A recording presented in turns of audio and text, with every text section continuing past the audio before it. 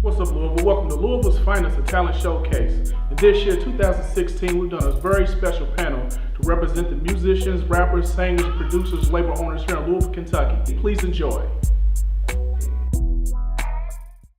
I'm a big fan of hip hop, especially older hip hop and everything, or just hip hop. If the artist is really putting it out there, lyrical wise about what's going on, I'm with that.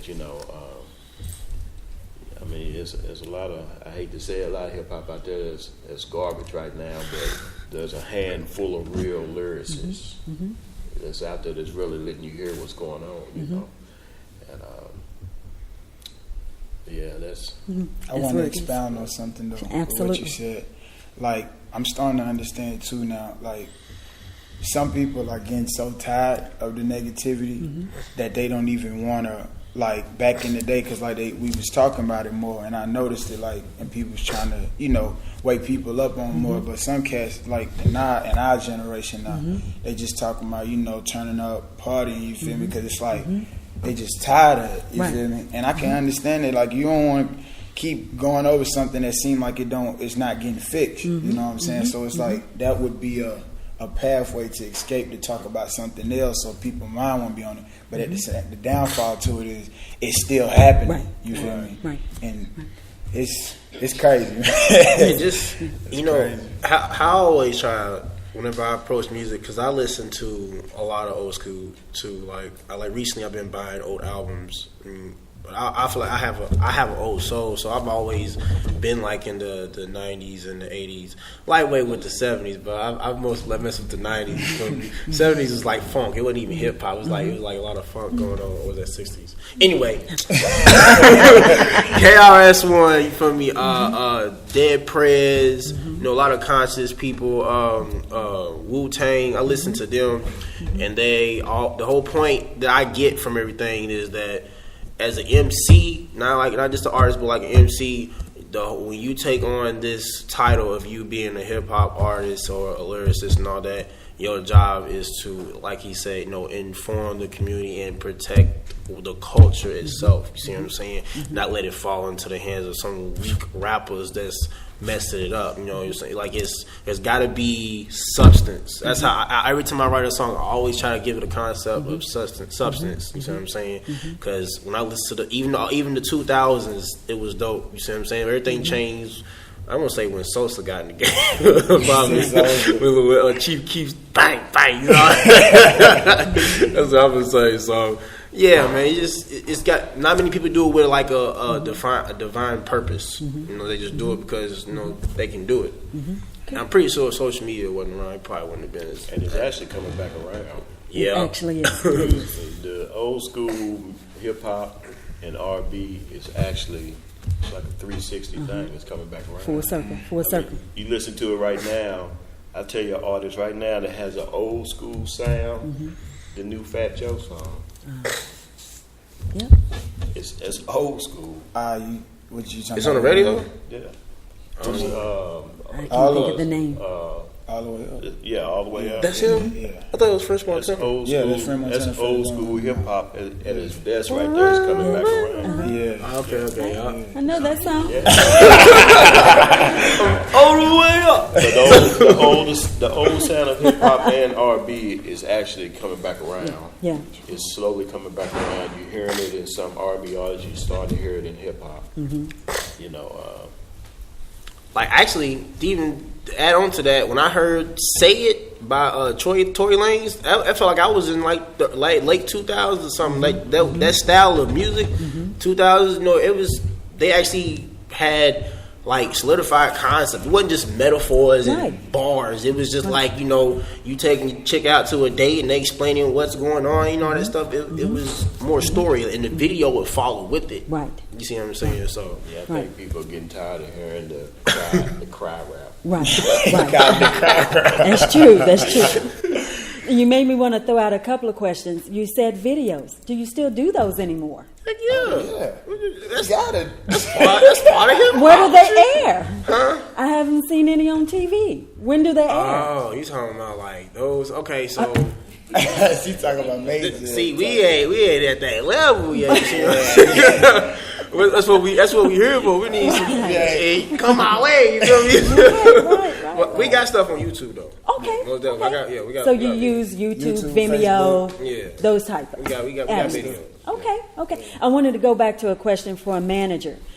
If you have a conscious artist that is outspoken, do you let them be outspoken, or do you kind of pull them back with some PR and gauge them? How would you handle it? Yeah, kind of little both. You kind of let them be outspoken, but at the same time, kind of tame them. You know, to start off. You know, once you get in that door, then you can let them go ahead and put out what they're gonna put out. You know, but you have to tame them in a way. Okay. You know, because sometimes you could take too many steps forward, Right. and people will be against it, and you have a problem there. Even though people will be against it, that's promotion, but it can hurt you at the same time. Absolutely. Now, to my two artists, branding yourself. What type of way are you branding yourself? What do you want the community and the industry to know about you when they hear your music? Well, you want to answer that one? You go first. All right. Well, for step number one, this shirt right here. Okay. You know what I'm saying? It's got both of our names on it. I took the money and invested in some shirts. This is one of our new singles called Uppercut. What you have here is a man in a yoga pose, or actually meditative pose.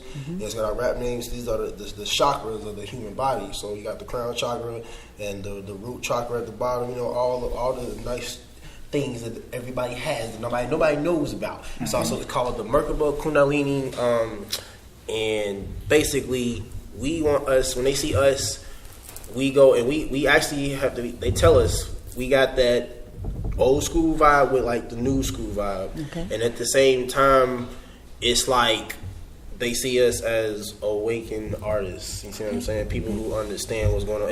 I don't know. We get different comparisons all the time. Yeah, it's weird. It's like a collide. It's a mixture of like it's me personally. I try to have like a turn up vibe to me, but a conscious turn up vibe to me. Because I still want you to know we gonna have fun and get lit. You feel me? But at the same time, you need to know the structure and balance, like I go back to, you know what I'm saying, and knowing the truth. Because if you got to know both dualities, you know what I'm saying. That's what people like get caught up in, just seeing one thing for what it is, but it's always another side to everything. You feel me? And that's what I want to be looked up as. Like, yeah.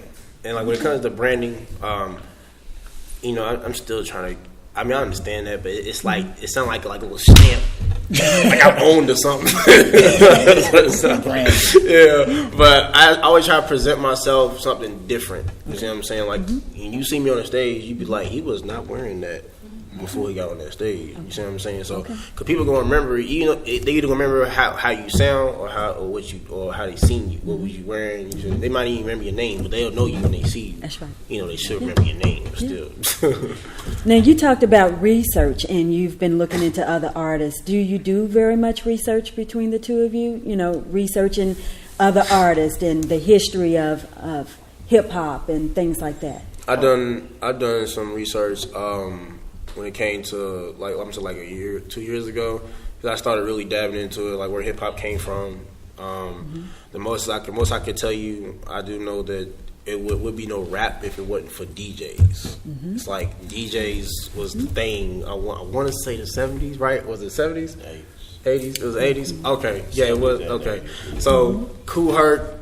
This had the idea to put the ones and twos together.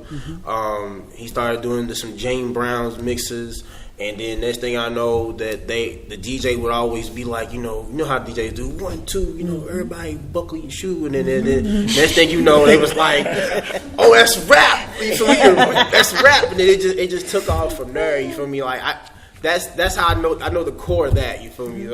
Yeah. You though. That's how they rap. All right. That's how they rap. Doing his homework, he bring up DJ Kool Herc. I know it. He has been doing his research. You really have. You really have. You really have. It sure is. All the breaks. This is great. This is great. So we only have a few minutes left before we open it up to our audience. Where do you see yourself in 5 years as an artist, as a manager of a label? What are the steps you're taking right now for 5 years of success? I hate that question. Cause like really, I have my goal. My goal has been the same since I found out I could rap. Any artist would. I just want to make it. But then again, what is making it? You see what I'm saying? Right. As I have gotten more aware of myself and who I am and what this world is, I feel like I'm already made it because I'm just as good as any artist out there. I'm just not on a platonic level. You see what I'm saying? So my thing is, in the next 5 years, I don't know, but I will. Every day, I will take an opportunity to aim higher from where I've been at. So hopefully, I'm big, but and like notoriety wise, but everything happens for a reason. So if I don't make it to where I'm supposed to be, then I must have done something wrong. But most likely, I think I've been taking the right steps. So I'm always trying to acquire myself to new different things that I am not comfortable with. Okay. So yeah. Me, 5 years, man. I hope I hate that question. I have like a loyal fan base or a real strong fan base, and just I don't want to even. I don't have to be at where Drake level is. You know what I'm saying? I just want a good, strong fan base that know where I'm coming from and that's gonna support me. You know what I'm saying? That's pretty much it. I see So Records, and this is truly in my heart because, man, it's like a dream that's no doubt gonna come true. I speak it all the time. I see So Records wanting to be one of the biggest independent labels around. Bigger than Bad Boy, bigger than So Def. I study them. I study Bad Boy. I study So Def, the roads they've taken and what they're doing now. Want Soul II Soul to branch out to more than just a record label, entertainment, management, marketing, whatever it may be. Managing actors, actresses, whatever. Just going to a whole other level with everything. Wow, wonderful. And to come out of Louisville with that. That's right.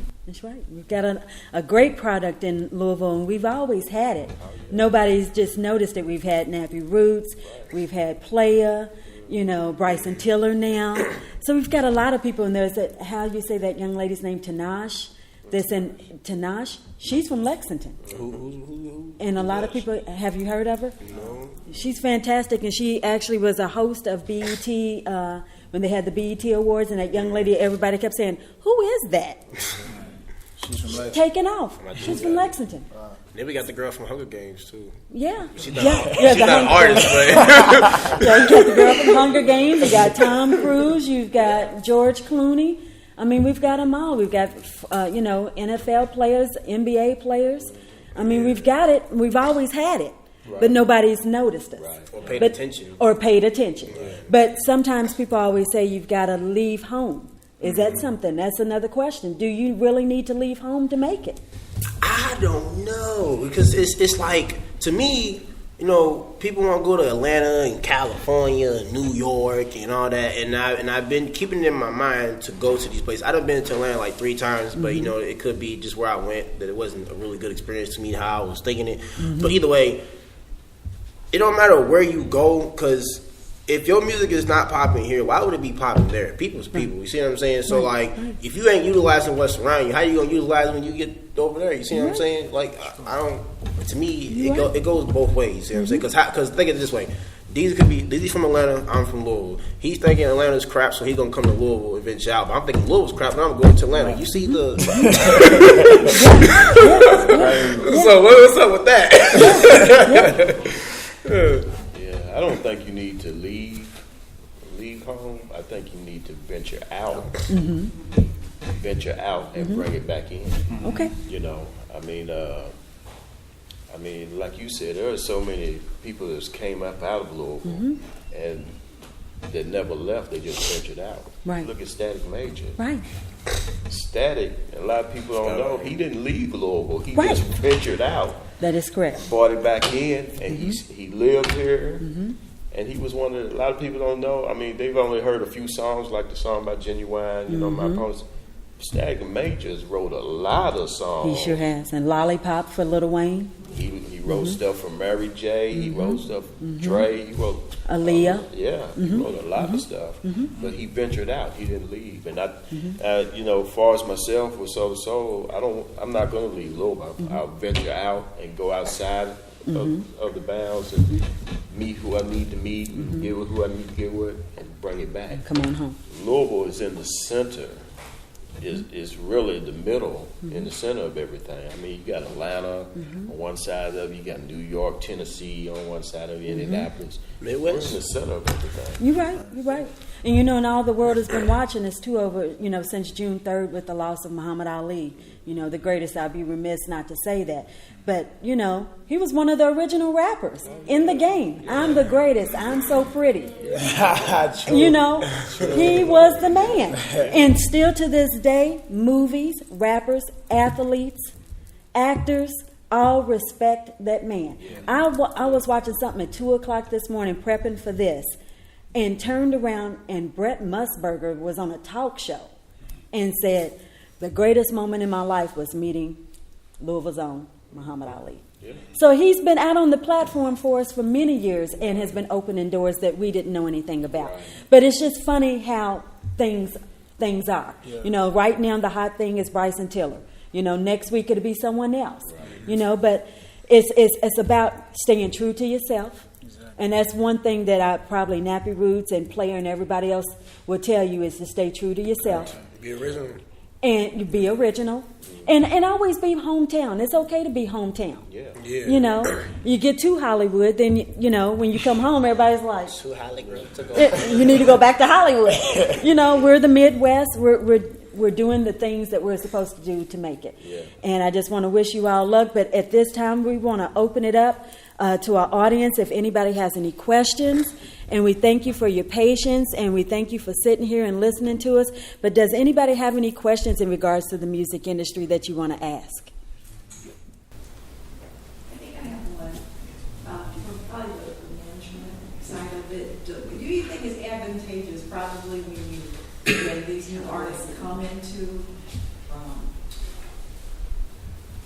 any kind of, how would say, music group or whatever, to sit them down and make them understand contracts? Because I think that's probably the problem right there. When these folks sign their lives away, they don't understand the fine print.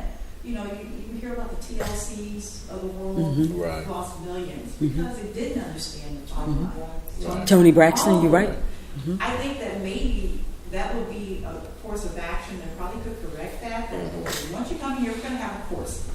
It may be a little crash course, but we're going to go over this. This is what this means. This is what that means. This, and this. And probably bring in somebody pro bono who's a lawyer who would want to do that. Do you think that's a feasible option? Yeah, that's one thing that hurts a lot of artists when they go to a lot of these major labels and stuff.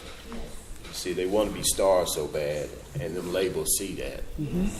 They throw that paper in front of you, they sign it away. One thing they need, you know, and that's one thing, you know, a lot of these artists, they need to really get more, besides trying to be an artist, on the business side of it also.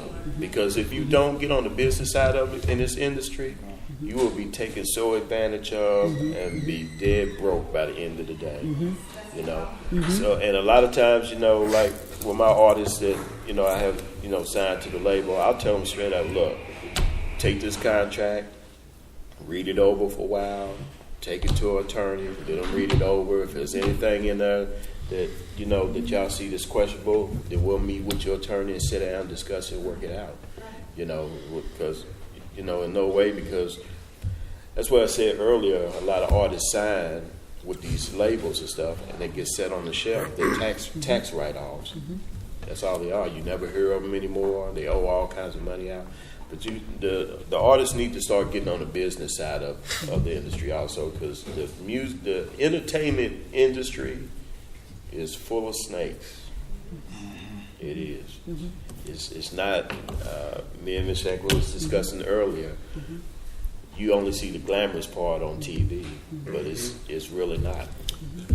To add on to that, you see what happened to NWA on Strata Compton. Dude was just passing, he was taking on the contracts, and then Ice Cube was bugging him. He's like, man, he got this, and then Barry Gordy, what is his name was? Gordy, yeah. I don't know. Well, anyway, the guy would walk up to him like, you need to sign this, and he was just, Cube, You see what I'm saying? He wouldn't even read the contract, right. And then he's gonna get screwed. So right. That's sad. It's very important for him to learn the business side of it, not just look at the glamour life of it. Mm-hmm. And you also got to handle the development too. See, I'm on the development side when it comes to the industry, and that's branding yourself, marketing yourself, being able to do radio and TV interviews. Right. That's one of the major things that our artists are lacking, that they cannot get through an interview. Not that they don't know what to say. They know what to say. They just can't articulate it where they could pick up a fan base. Right. But we found two great young men that know how to do this on the panel today. But many, I have actually went to special forums and different things, and I showed up with the TV camera. And I didn't even get a sentence out of it. And I'm like, daggone it, this was your chance. I wanted to do something, to help you. But I couldn't use it. I just couldn't use it. And I pulled them aside, turned the camera off. And that's what I try to do as being a veteran in the business. I want everybody to succeed. I know that I'm not going to have this all my life. I know there's somebody behind me that needs to be pulled to where I am. And hopefully I will be pulled to the next level. But there's no development anymore.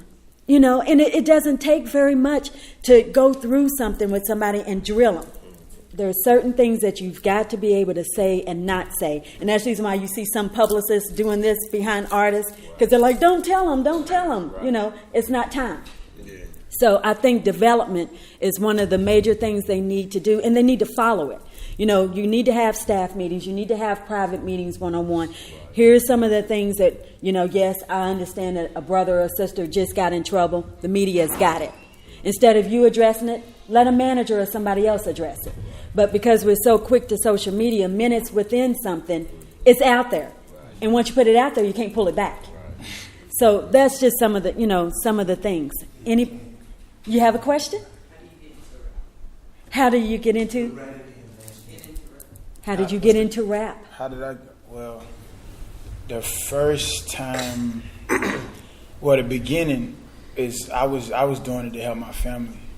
Like it started out where, like we was on the streets, you know what I'm saying, in Atlanta, and like every time I used to rap back in Atlanta, I'd be on the bus or I'd be on the train or something like that, and my pops, he'll start me out because back then I didn't enjoy rapping like that, but I could do it because my grandfather he played with Otis Redding, and but my dad, he'll start trying to battle with me or something, like, what you got? I'm gonna spit some, just trying to rev me up. And then after he did that, out of nowhere, I just started just going in, you feel me? And people on the buses and trains, they looking at me like, who is this? Who is this little guy? And then they start giving me money and stuff. You know what I'm saying? And that helped out my family, man. When we was going through rough times, and from there it just propelled me to start doing it, and I just started enjoying it. That's how it happened for me. Wow. Yeah. Anyone else? Oh, you want me? You want to ask? Will you explain my story? Well, mine's real deep. So, ain't not deep, but to me it is. Anyway, I was listening to radio stations because the first album I ever picked up was 50 Cent's album out of my mom's milk crate thing. I was bopping to it for a long time. Didn't know I wanted to rap, but I knew I wanted to rap, but I didn't know how to rap. So basically, I remember one time I heard B96.5 around probably was in elementary school. I'm gonna say middle school actually, and they was talking about if you want to be an artist, learn how to play an instrument or something like that, or musician or something like that. So I was like, okay. So when I got in high school, I hurried up and joined a band and learned how to read music and play instruments. And I was in the pep band for the rest of my high school life. And then there was a talent show in 2011, my junior year of high school, and I was like, well, what am I going to do? I thought I was going to dance. All the Stinky Legs and the Soldier Boys popping up, and everybody knew how to do it. And I was like, I'm going to try that. But then I was like, nah, I can't. I ain't got that choreograph. So I was like, okay, so let me try to rap. So in class, I would have a beat in my head. Keep in mind, I didn't know you could go on YouTube and get instrumentals. That's how raw I was at the game. I didn't even know you could do that. So I had a beat in my head. I didn't know how I was going to play it on the stage, but for somebody that got denied to drum, he decided he was going to drum to my lyrics. So I rapped my lyrics over his drum set, and then won the talent show after getting dissed, talking about my stuff was whack. And then I decided I'm gonna do this. And then I tried out the little college life, all that. I didn't like it, and I just said forget it. I quit college, and then working 9 to 5, and now I'm pursuing my rap career. So here we are. Yeah. Anybody else with any questions? Yeah. Yes. Yes, sir. What is substance rap to you? What is in my own definition, substance to me is something that has a purpose, a meaningful purpose that that an audience can gain from and put throughout their experience. You see what I'm saying? Can you sell it? Sell it as in like money? Like make money. Make money? Yeah, you can sell anything you can sell anything as long as you put a number on it. We all products in the system. They selling us right now. You see what I'm saying? As my mentor always tell me, there's avenues in certain marketing schemes or ways that people like, because you gotta understand marketing applies to the audience. They feed off what y'all like.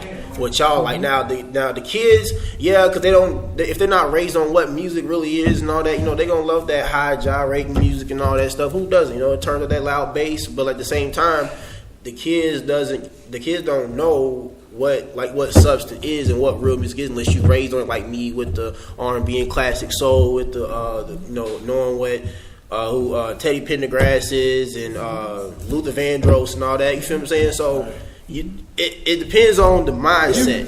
I'm gonna say it like this: you can't allow if your whole mindset is gonna be towards the money, then you'll do anything for the money. You know what I'm saying? You'll sell your soul for the money. You know what I'm saying? Wow. Wow. Okay, so it looks like we're wrapping things up, and I just wanted to say thank you to everybody for coming out today, and I want to thank our panelists. Let's give them a round of applause.